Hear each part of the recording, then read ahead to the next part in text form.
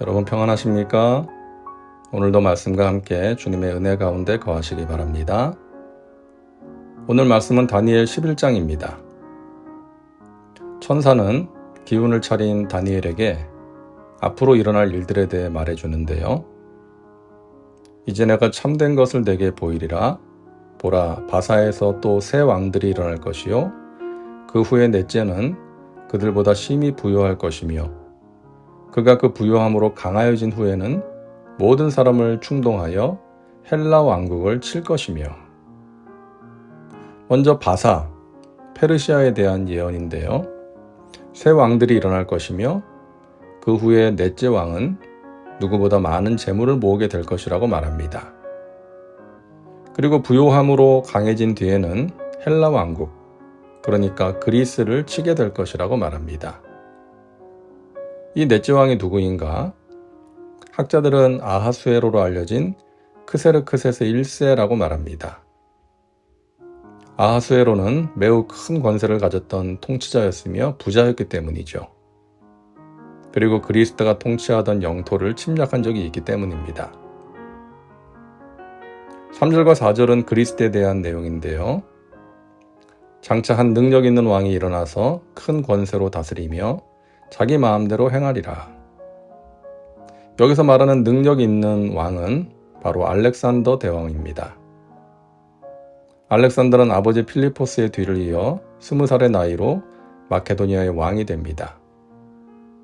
그는 오랜 세월 숙적이었던 메데파사 제국을 공격하기 시작해서 불과 3년 후에 정복합니다. 더 나아가서 알렉산더는 10년 만에 인도 국경까지 이르는 넓은 영토를 정복합니다. 그러나 33살의 나이로 열병에 걸려서 갑자기 세상을 떠나죠. 그러나 그가 강성할 때에 그의 나라가 갈라져 천하 사방에 나누일 것이나 그의 자손에게로 돌아가지도 아니할 것이요 또 자기가 주장하던 권세대로도 되지 아니하리니 이는 그 나라가 뽑혀서 그 외의 다른 사람들에게로 돌아갈 것임이라. 알렉산더가 한창 강성할 때 갑자기 세상을 떠나자 그가 이루어 놓은 대제국은 그와 함께하던 장군들에 의해 순식간에 넷으로 나뉘어지게 됩니다.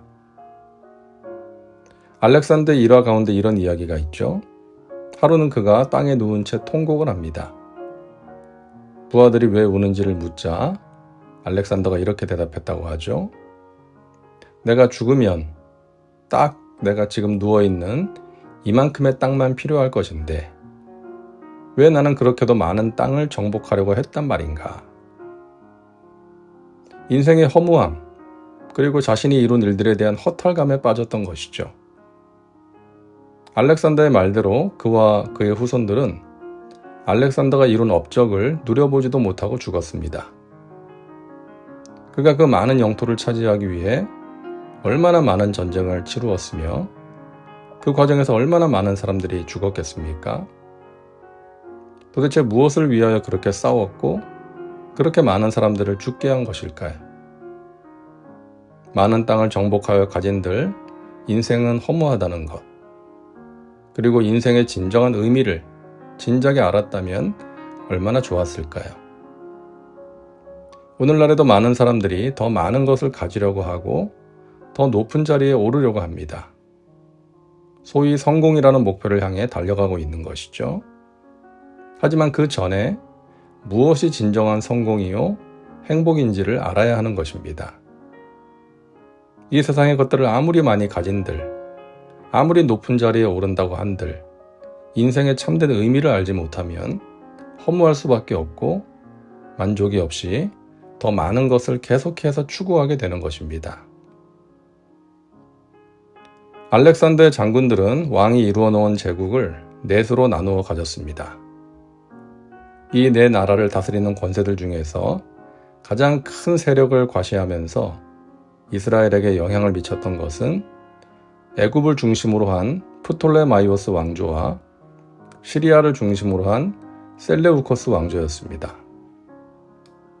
천사가 5절부터 20절을 통해 다니엘에게 주는 예언이 바로 이 두 왕조가 알렉산더 대왕의 죽음 이후부터 셀루코스 왕조의 안티오쿠스 4세의 통치가 시작될 때까지 겪게 될 지속적인 갈등에 대한 내용입니다. 여기서 말하는 남방왕이 바로 애굽의 프톨레마이오스 왕조이고요. 북방왕이 바로 시리아의 셀레우코스 왕조입니다. 이 두 왕국의 갈등과 싸움의 역사를 예언하는 것입니다. 하지만 본문이 결국 주목하는 사람은 바로 이 사람, 셀레우코스 왕조의 안티오쿠스 4세입니다. 에피파네스라는 이름을 가진 왕이죠. 이미 7장과 8장에서 작은 뿔로 묘사된 사람이죠. 교만하게 떠드는 자, 사기성이 짙고 권모술수가 능한 자로 묘사된 바 있습니다. 오늘 본문 21절에서 말하는 한 비천한 사람, 그리고 22절 이하에서 말하는 그가 바로 안티오쿠스 4세 에피파네스입니다. 안티오쿠스 4세의 통치는 오랜 세월 지속되던 애굽의 프톨레마이오스 왕조와 시리아의 셀루코스 왕조의 갈등을 절정에 이르게 만듭니다. 그리고 시리아와 애굽 사이에 있었던 약소국 이스라엘의 백성들에게 무시무시한 핍박을 가하게 됩니다. 그는 잔인함으로 무장한 무자비한 독재자였기 때문이죠. 그가 예루살렘 성전과 주의 백성들에게 행한 신성 모독적인 행위, 그리고 종교적인 박해는 계시록을 기록한 사도 요한에게 인류 종말에 나타날 적 그리스도의 모델이 되었습니다. 그는 하나님의 성전을 모독하고 제사를 폐지합니다. 그리고 우상을 세워서 숭배하게 합니다. 뿐만 아니라 자기 자신을 스스로 높여서 신격화하고 자신을 숭배할 것을 강요합니다. 그리고 자신에게 동조하지 않는 많은 사람을 박해하고 죽입니다. 주로 하나님의 백성들이었죠. 자, 40절부터 45절까지는 안티오쿠스 4세가 여전히 승수장구하던 중에 갑작스럽게 종말을 맞게 될 것을 예언하고 있습니다. 마지막 때에 남방왕이 그와 힘을 겨룰 것이나 북방왕이 병거와 마병과 많은 배로 회오리 바람처럼 그에게로 마주와서 그 여러 나라에 침공하여 물이 넘침같이 지나갈 것이요. 남쪽의 왕이 먼저 전쟁을 시작합니다. 그러나 북쪽 왕인 안티오쿠스 4세는 모든 군사력을 동원하여 반격합니다. 그가 또 영화로운 땅에 들어갈 것이요, 많은 나라를 패망하게 할 것이나 오직 에돔과 모압과 암몬 자손의 지도자들은 그의 손에서 벗어나리라.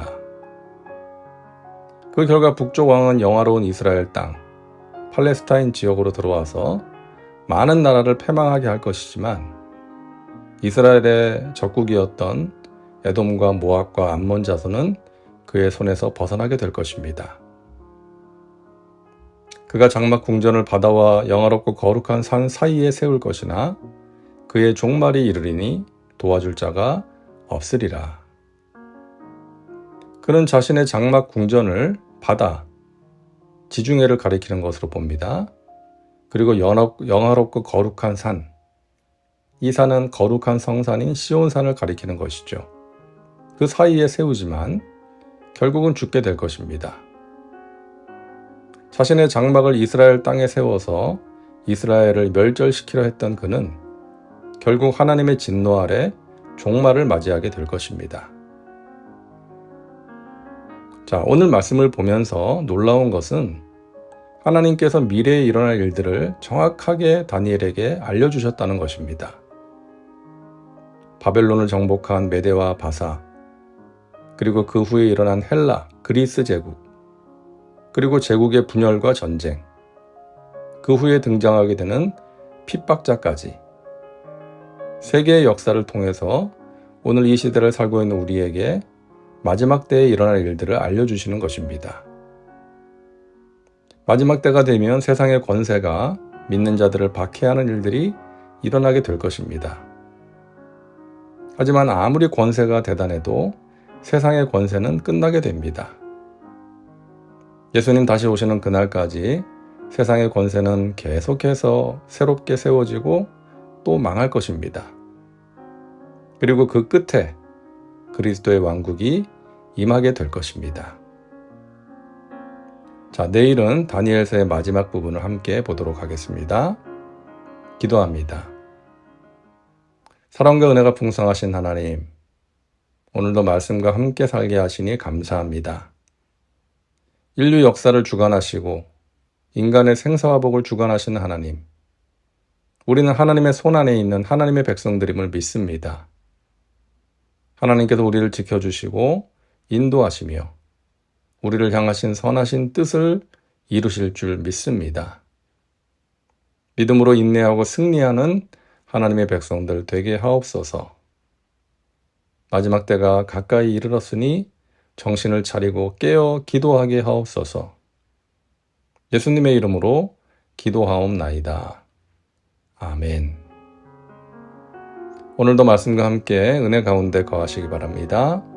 여러분 사랑하고 축복합니다.